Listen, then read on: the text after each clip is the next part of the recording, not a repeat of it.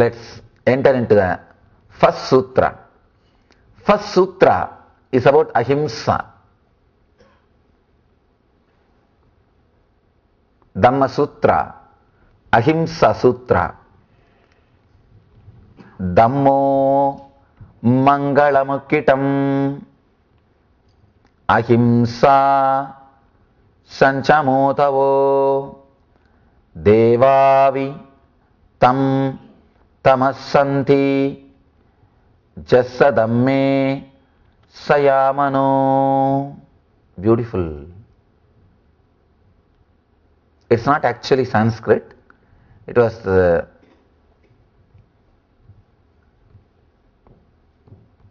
Sanskrit which was used in those days by common people. It's like a spoken Sanskrit. We call the different word Pali. All these words are used to name this language. There are a few more names, but this is not Sanskrit. It's a common man's language. Sanskrit was used only by Pandits. Buddha and Mahavir, both of them used the language used by common people. They wanted to reach common people. They wanted to express the truth. See, they are not interested in showing themselves as a great people. They are interested only in the truth. So they have worked towards reaching the truth to more and more people. Let me give the translation. What's the most superior dharma? Ahimsa is the most superior dharma. A person who has established himself in ahimsa, even the devatas salute him.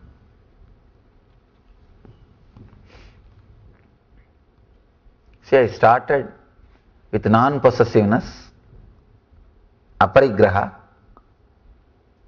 and I told that we will enter into the sutras, but the first sutra is about ahimsa.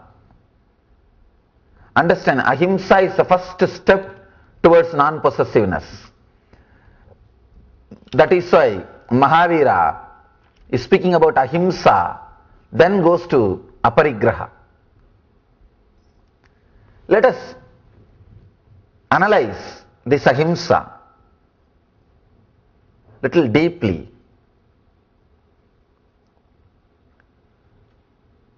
He is saying ahimsa sanjamotavo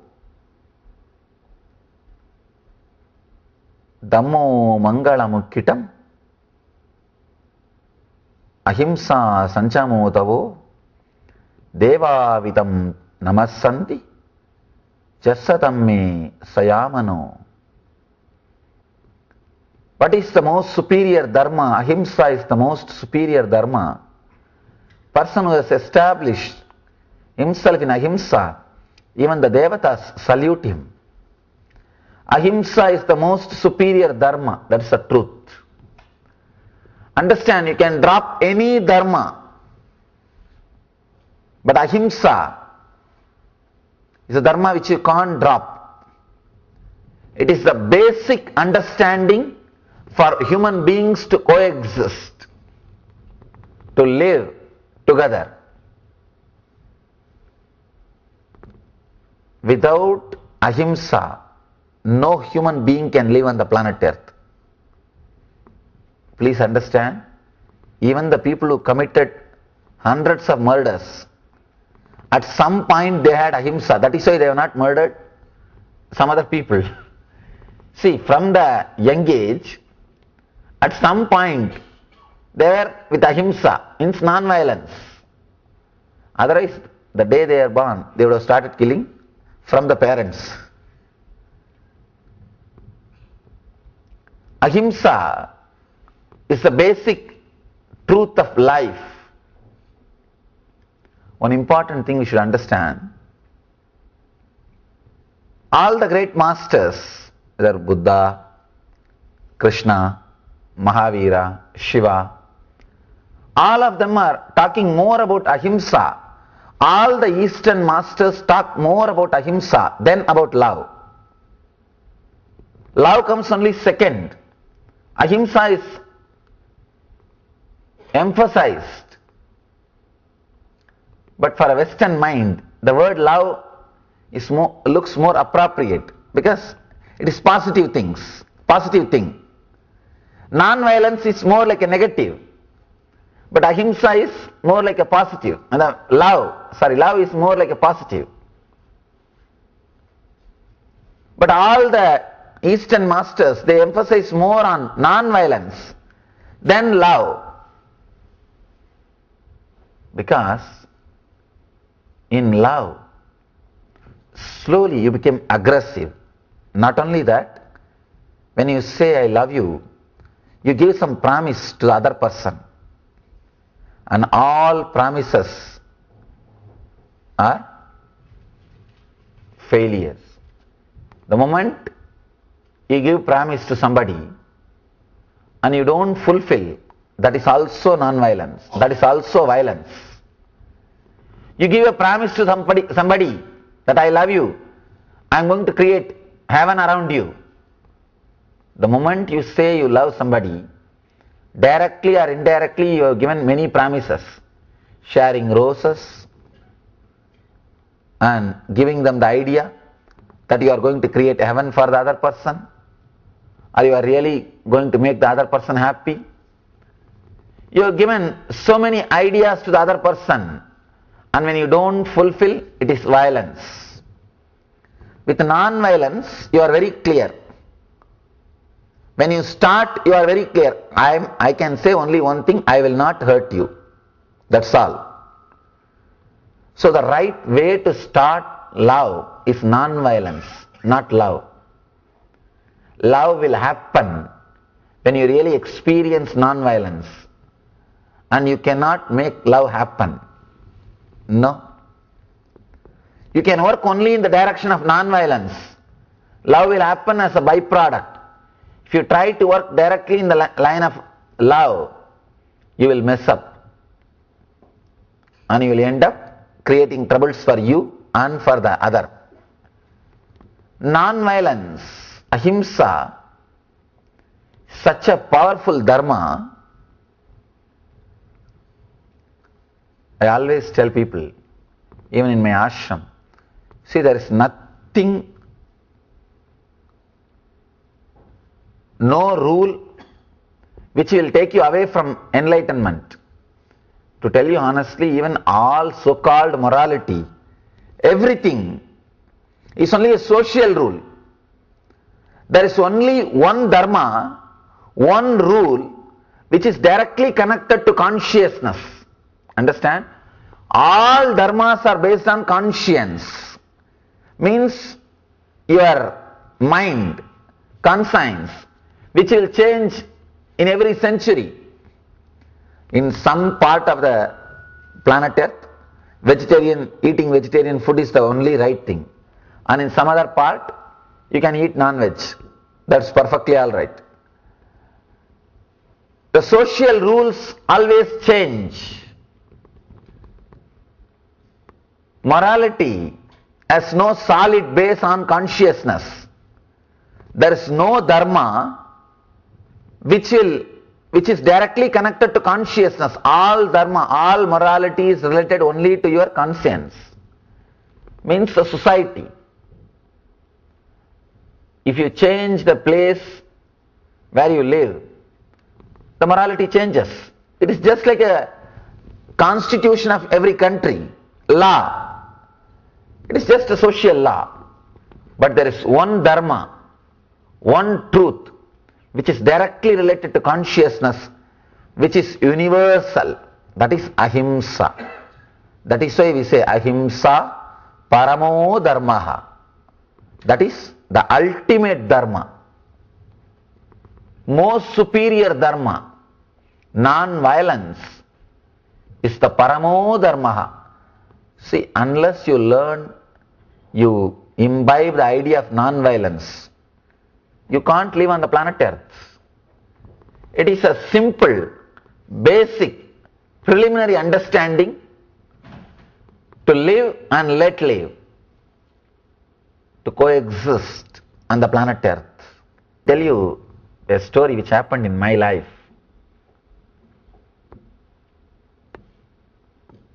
I was staying in a forest in South India after my experience of the spiritual enlightenment. And one evening I was just sitting and relaxing. There was no thought, just deep silence. It was a forest and a small hillock was there. I was sitting near that hillock, forest, just a complete silence. No thought. Eyes were open but no thought. There was no clutching, means the chain of thoughts. Just I was completely relaxed. There was a big snake in front of me, lying more than 3-4 hours, just 1 feet away. But I did not have a thought, it's a snake, it is dangerous to my life, all those things. As long as I did not have the thought, it's a snake, snake did not have a thought, I am a man, and dangerous to its life. And after few hours, as usual, slowly mind comes down from that beautiful silence, intense silence. Slowly, when a thought started raising, when a mind started clutching, when the first thought came, oh, there's a snake. The moment I got the idea that there is a snake, I saw very clearly the snake got the idea there is a man. Till then, the snake did not have idea I am a man. Only when I got the thought there is a snake, this is snake, the snake started thinking I am a man, there is a man. Then I slowly moved little backwards and the snake also just moved little away, went and disappeared. Understand, as long as I did not have a thought, it's a snake. Snake did not have a thought, I am a man. Only when I feel threatened, when I felt I am in danger, so naturally now the possibility to attack, the non-violence has disappeared. Now the violence may start. There is a possibility where violence is there. Same way, the snake also felt that there is a possibility for violence is there. See, only when you are afraid you attack. Be very clear, all the people who think they are great warriors, they are all cowards. Only cowards attack. Mahavira never attacks. Mahavira means the ultimate warrior. He never attacks. If you are attacking the other person, you are afraid that he may kill you. You want to kill him before he kills you, that's all. See, all the wars are created only by cowards, not by courageous people. Just they want to kill the other person before they are killed, that's all. That is the truth. That is the truth. Even in your life, be very clear. If you are threatened by somebody, sit and analyze. That person must be feeling threatened by you. And try to sort out that issue. You will never be disturbed. Whenever people come to me and say, I am threatened, I am in danger, I tell them, no, wait. Just see. You must be threatening the other person in some way, directly or indirectly. Find out and remove the fear from him. Say, send him a message, directly or indirectly, that you are not going to be a threat for him. You will not have any dangers. You will attack only when you are threatened. This incident, it taught me a big lesson. Only when I had the idea, thought that there is a snake, snake had the idea, there is a man. When you are established in ahimsa, non-violence, naturally the non-possessiveness starts expressing through you. The person who is established in himself in ahimsa, even the devatas salute him. Because, understand, even devatas are not completely established in ahimsa.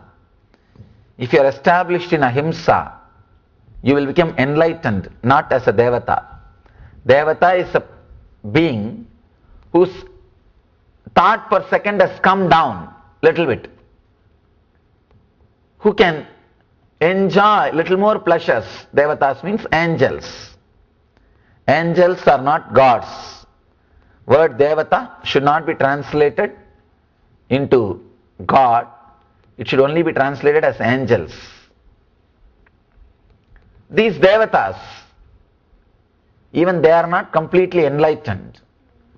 So when you really establish yourself in ahimsa, you become enlightened. Even devatas, the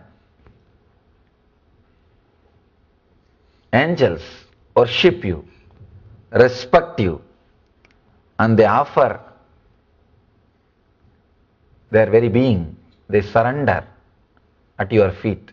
There are so many stories, devatas coming and respecting, serving the enlightened beings.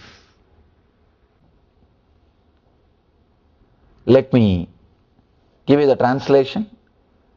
Parigraha does not mean to have clothes and other items of basic need, but to have attachment towards this is parigraha. Beautiful.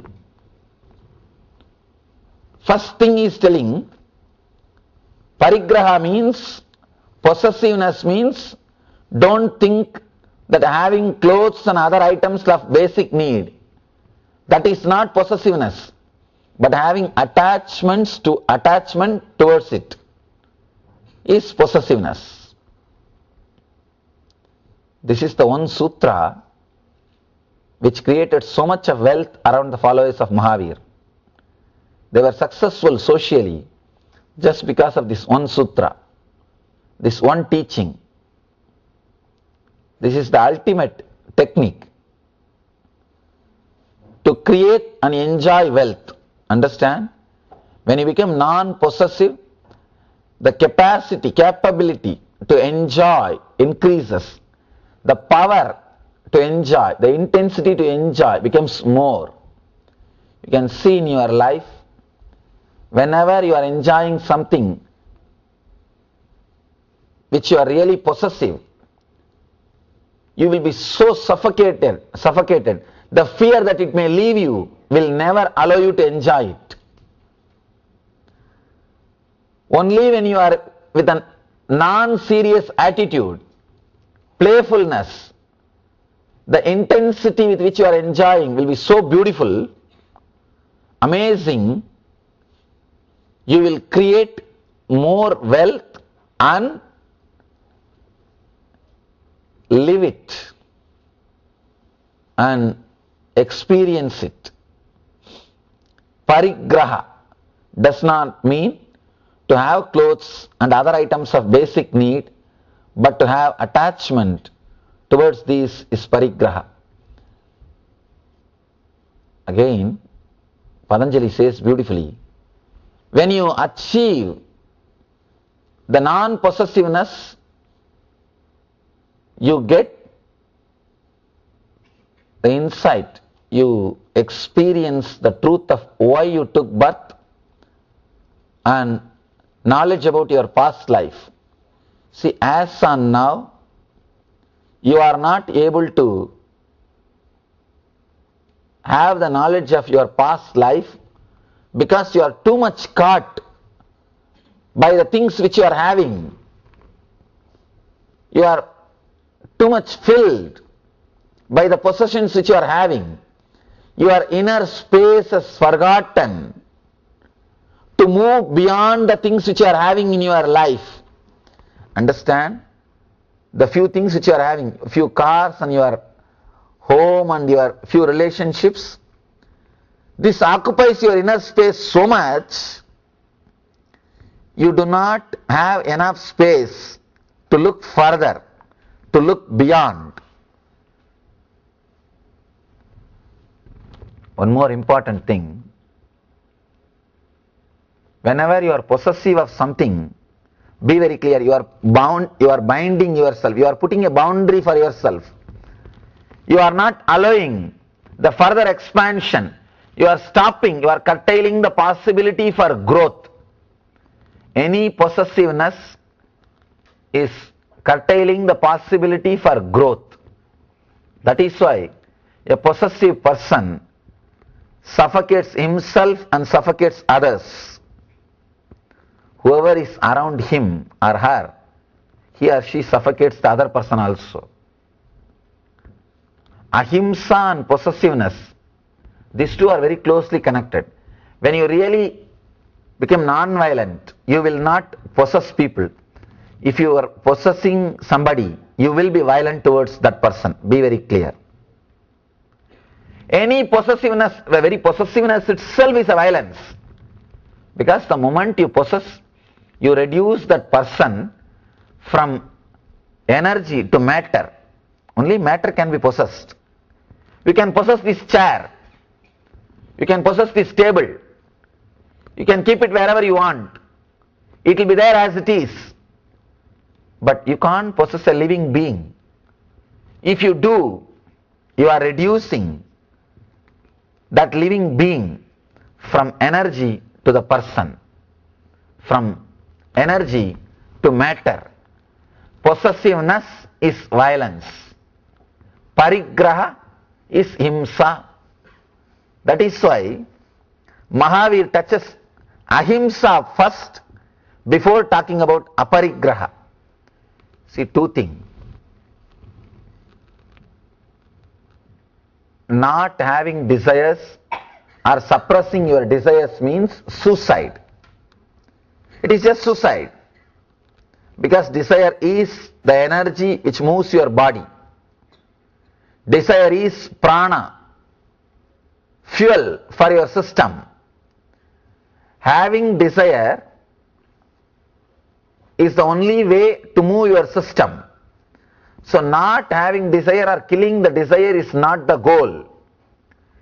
Creating enough of inner space to accommodate all your desires, so that desire does not torture you, desire does not suffocate you, so that you don't feel disturbed by the desires. Understand? Not having desires is not the goal. Then we can live like a buffaloes. How to? How to do? Whenever you feel that you are possessing something, decide very clearly to unclutch from it consciously. Visualize how your life will be without that object or that person. Sometimes you may think, oh, I can do without it. That's all. Then perfectly all right. Sometimes you may have little suffering. Go through that suffering, that moment itself. That suffering itself will purify you. Understand? When you feel that you are too much attached, you are possessive of some person or some object, sit and visualize your life without that person or that object. If you feel you can do without it, relax, nothing to worry. If you feel suffering, oh God, my life I can't do without him or her or that object, then sit and meditate your life without that person. Create that pain, allow that suffering. Suddenly you will see that suffering itself is so powerful. The pain is so powerful. It will teach you, it will purify you. When you come out, when that suffering disappears from your inner space, because you can't be constantly suffering. At the most you can suffer for few hours. slowly that suffering will settle down. That depression will leave you. That pain will leave your inner space. When that pain leaves your inner space, already you would have learnt a lesson of aparigraha. This is powerful technique to achieve aparigraha. Start meditating your life without that person or object. Let that pain, suffering arise in your inner space and wait till it disappears. Be silent, have patience till that disappears. When that pain and suffering leaves your inner space, you would have been matured, because pain and suffering teaches you. It's a powerful master. It's a powerful teacher. No other master or teacher can teach you like pain or suffering. Using even pain to learn, using even suffering to grow, using even the failures to mature yourself. When you expand your inner space through this way, understand this technique is a very powerful technique. Try it. Whenever you feel you are possessive of somebody, something, sit, unclutch, disconnect, allow the pain, allow the suffering. Now what can be done? Because anything can be taken away from you.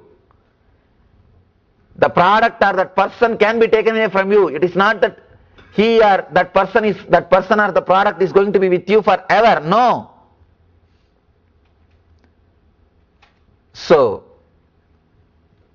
just meditate the non-possessiveness, meditate on aparigraha, and be without that person or the object. You will see the pain itself teaches you, and you are free from the pain, you are free from the suffering, you are free from the parigraha, you are free from the possessiveness.